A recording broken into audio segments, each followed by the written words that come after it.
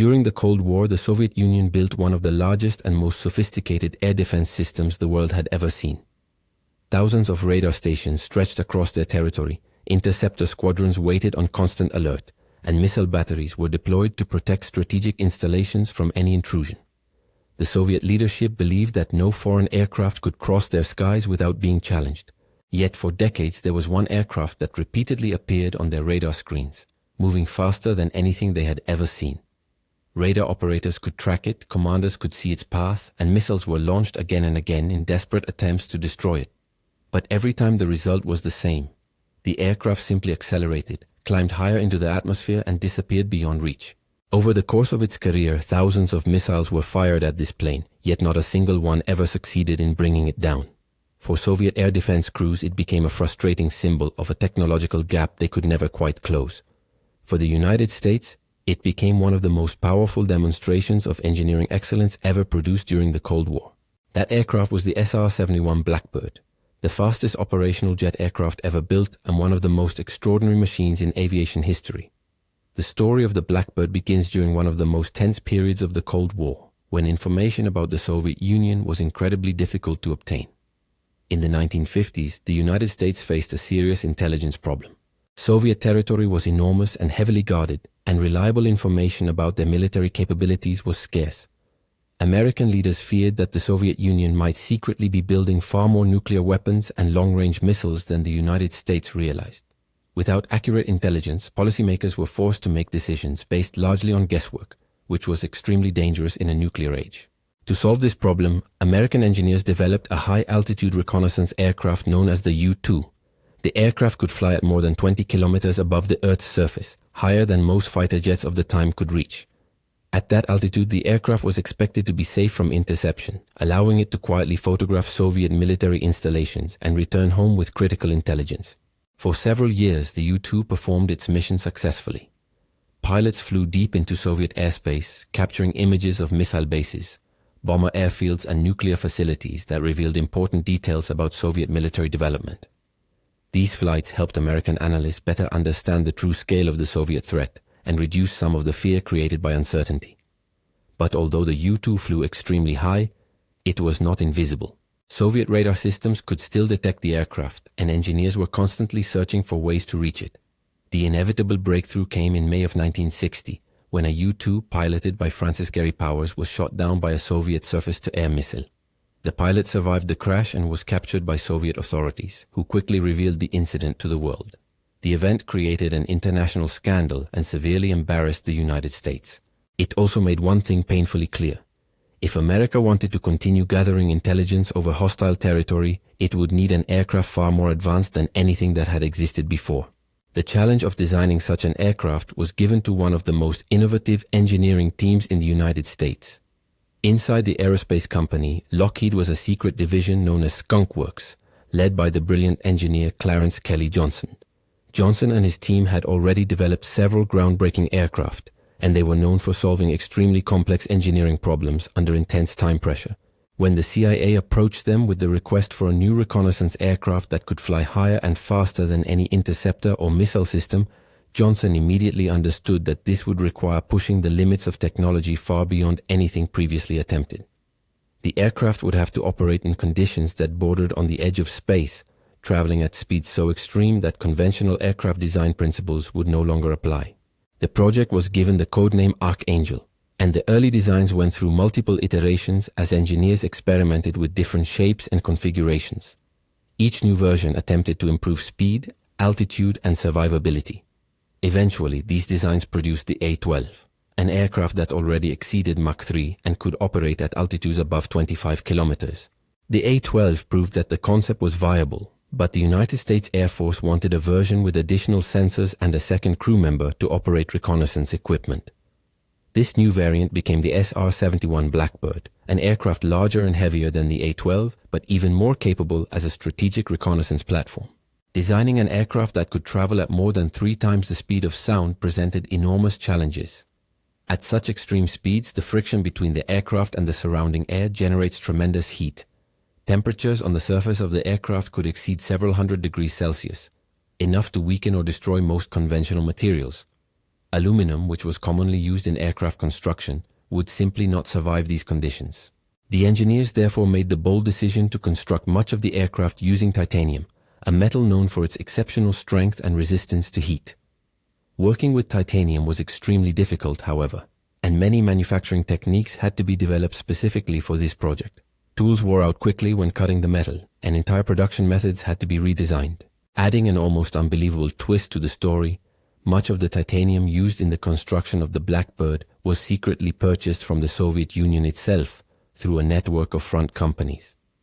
Because the Soviet Union possessed large reserves of titanium ore, the United States quietly acquired the material needed to build the aircraft that would later spy on them.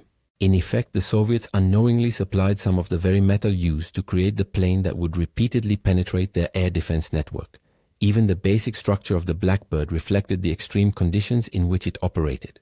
When the aircraft sat on the ground before takeoff, small gaps existed between sections of its fuselage, and fuel could sometimes be seen dripping from the tanks. This might appear alarming to someone unfamiliar with the design, but it was entirely intentional. At Mach 3 speeds, the intense heat generated by air friction caused the aircraft structure to expand significantly.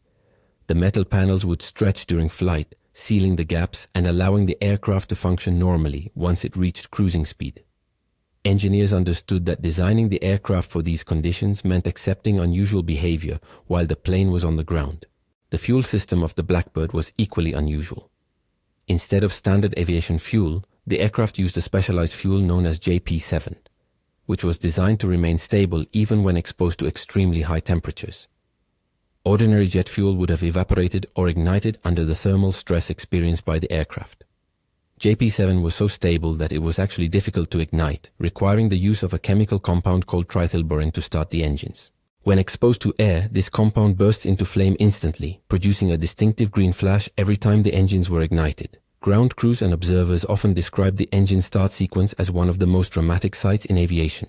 Powering the aircraft were two Pratt & Whitney J58 engines, engineering marvels that operated differently from conventional jet engines at high speeds. At lower speeds, they functioned like traditional turbojets, but as the aircraft accelerated beyond Mach 2, much of the airflow bypassed the core of the engine and acted more like a ramjet, increasing efficiency as speed increased. In other words, the faster the aircraft traveled, the more efficiently the engines performed. This unusual characteristic made the Blackbird uniquely suited for sustained high-speed flight over long distances. At full performance, the SR-71 could reach speeds exceeding 3,500 km per hour, more than 3 times the speed of sound. It could also fly at altitudes above 25 kilometers, placing it far above most conventional aircraft and missile systems of its time. At such heights, the sky above the aircraft appeared almost black, and pilots could see the curvature of the Earth stretching across the horizon.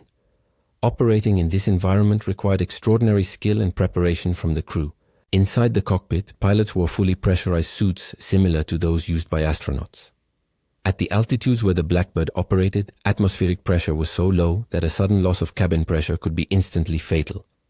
The suits ensured that the crew would survive long enough to descend to safer altitudes if such an emergency occurred. Training for Blackbird pilots was extremely demanding, and only a small number of highly experienced aviators were ever selected to fly the aircraft. The aircraft itself carried no weapons.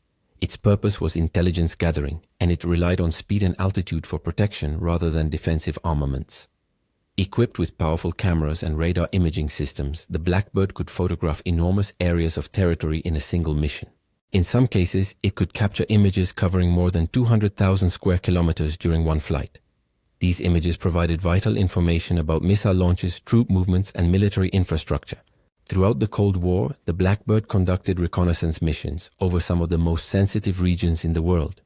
It flew missions related to the Vietnam War, monitored tensions in the Middle East, and observed strategic developments within the Soviet sphere of influence.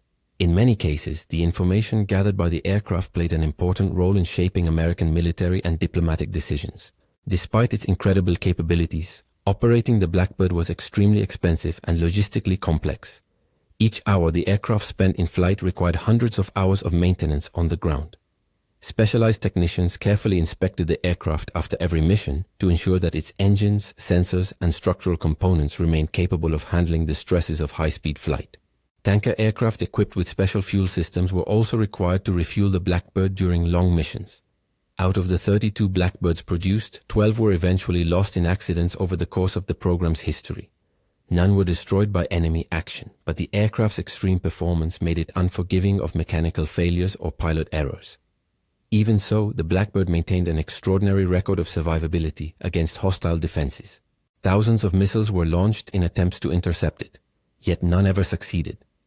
By the late 1980s, however, technological developments began to change the role of reconnaissance aircraft. Satellite imaging systems had improved dramatically, allowing the United States to gather intelligence from orbit without risking pilots or operating extremely expensive aircraft. As a result, the Blackbird program was officially retired in 1989, though a small number of aircraft briefly returned to service in the 1990s before being permanently retired. Even decades after its final flight, the SR-71 Blackbird remains one of the most remarkable aircraft ever built. No other piloted jet has officially surpassed its speed or altitude records. Aircraft designed with modern computers and advanced materials have yet to exceed what engineers accomplished in the 1960s using far more limited technology. Today, preserved Blackbirds displayed in museums continue to capture the imagination of visitors. Standing beside the sleek black aircraft, many people find it difficult to believe that such a machine was designed and built more than half a century ago. Yet the Blackbird was real, and during one of the most intense technological rivalries in history, it served as a powerful demonstration of American innovation. More than just a reconnaissance aircraft, the SR-71 Blackbird became a symbol of what engineering ambition and determination could achieve. At a time when the world was divided by ideology and nuclear tension, it showed that technology itself could become a decisive advantage. High above the clouds, flying faster than any aircraft before or since, the Blackbird quietly gathered the information that helped shape the outcome of the Cold War. And even today, its legacy remains a reminder that some achievements in aviation are so extraordinary that they continue to inspire awe decades after the engines have fallen silent.